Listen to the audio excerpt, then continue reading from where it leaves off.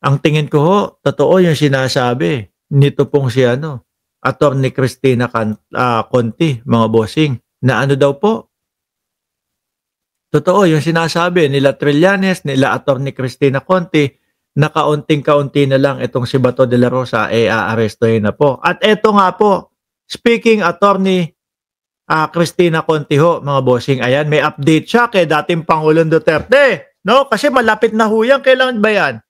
Naku, 28. Anong petsa na ngayon sa Pilipinas? Uy, 28 na ngayon sa Pilipinas. Naku, ngayon pala. Ano? Tama ba ako? 28 na dyan. Pakisagot naman dyan sa comment section. 28 na dyan sa Pilipinas. Ngayon pala natin matutunghayan. Mapapanood. No? Yung hearing ni dating Pangulong Duterte kung pagbibigyan na makalaya pasamantala. No? Kung pagbibigyan yung interim release ng dating Pangulong Duterte. Ito daw ho mga kababayan, yung mga aabangan natin.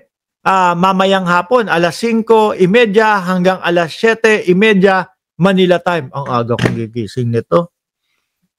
4:30 na madaling araw ito, mga kababayan. Ilalive ko ba? Pwede. No, i-live natin. Gigising ako maaga nito. 4:30 ng madaling araw, mga kababayan, babalik tayo dito sa channel na Mark Ramos. Ilalive ko. Ano po, at kukomentuhan natin, mga bossing. Pero wag kayong mag-expect ha. Wag kayong mag-expect nung live ko talagang kitang-kita yung mga pagmumuka. At wala naman si dating Pangulong Duterte doon eh.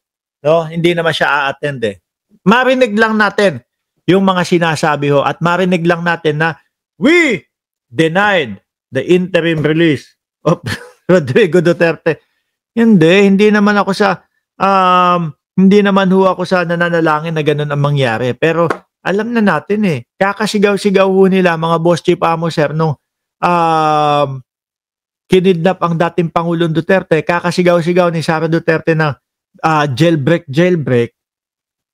Kakasigaw ng mga supporter nila na ano daw, yung mga supporter, hindi na ibabalik si dating Pangulong Duterte. Eh yun, hindi papayagan talaga yan. Kasi ang magiging kasunduan dyan eh, kung papayagan ba namin yung interim release ng dating Pangulo ninyo, eh kapag ka may mga hearing, eh aatin ba siya?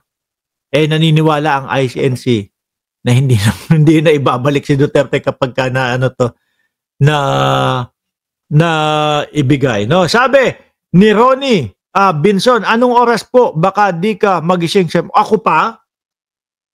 Dito sa channel na ito, pati sa birahan, wala po akong bahid, dungis na nalelate po ako at nakakatulog. Diyan lang po yata ako nagsisinungaling eh, no? Yung sa late. Laging late, no? Hindi, pasensya na ho, mga kababayan, kung ganun lagi eh. Talagang kailangan nating asikasuhin, no eh. Manood ako, siguro 7 AM yan, no? Sa atin, Ma'am Neng, parehas tayo ng oras, di ba? 4:30 na madaling araw to. 4:30 hanggang tamaan tayo ng kidlat daw, sabi ni Jorge Edralin. Nagsisinungaling kasi na Ayan sabi, 5:30 to 7:30 Pilipinas time. Sa atin, 4:30 hanggang 6:30 tayo. Okay, babasahin natin ha. Sabi dito, prep notes para sa hearing ni Duterte sa November 28, 2025. Mamayang hapon ho yan, no? Diyan sa Pilipinas. 5:30. Mabilis lang daw to. Maximum na ang 2 hours, sabi, no? 5:30 to 7:30 p.m. Manila time. Babasahin lang ang desisyon ng appeal chamber tungkol sa interim release. Yun. Ito yung sinasabi ko ho sa inyo, mga kababayan. Wala si Duterte. Absent si Duterte. Absent si dating Pangulong Duterte. Nag-sign siya ng waiver of appearance na ipinapaubaya niya na sa mga abogado niya ang pagharap bukas. O sila Koopman. No? Screenshot nasa baba. tingnan natin yung screenshot. Ito.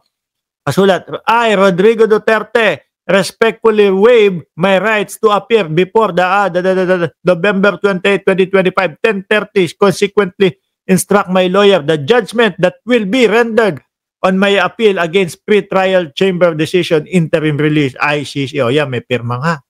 No? absent si Duterte. Si Nicholas Koopman, no, ang counsel on record niya na first time nating makikita in front of the court for Duterte. Oo nga, kasi yung unang nakita natin, yung medyo mabagal na salita ng dating Pangulo. My name is Rodrigo Duterte. Yun yung nakita natin dati. Sabi nito, Dasay, ang tagal ko, sorry na, no, ang tagal ko nga nag-antay, mga kababayan. Paano ba? Aalis ako doon sa gym. Ang dami nagbabayad. Bayad namin. Gym membership. Bayad namin. Personal training. Unahin ko yun. Pagkakakitaan nyo, pera yun di ba? Ngayon, si Koopman daw ang makikita natin. Pangatlo, ibang mga mukha ang makikita natin sa mga judges table. Lima ang laman ng appeals chamber. Babae ang inaasahang mag-preside. Si Judge Luz del Carmen Ibanez nasa litrato sa baba. Ito daw yung magpe-preside. Ayan, mga kababayan, ha?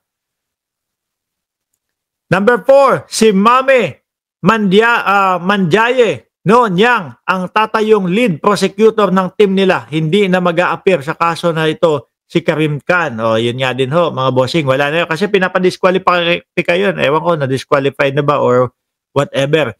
May nahaharap o may haharap para sa interes ng mga biktima, ang Office of the Public Counsel for Victims habang hindi pa napipinal ang actual victims na magpa-participate sa kaso.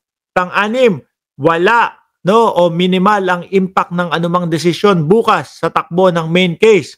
Wala lang, interim release lang talagang ang pag-uusapan, Wala yun talagang mga Nasa loob man o ng labas ng ICC detention facility si Duterte, pwede namang magtuloy-tuloy ang mga hearing kung sakaling makuha ang mga go signal matapos pagpasyahan ang iba pang request ni Duterte. Ito daw mga kababayan, live daw mapapanood ang hearing dito sa Facebook, sa YouTube at web streaming. Andito ang mga detalye. At mamaya alas 5:30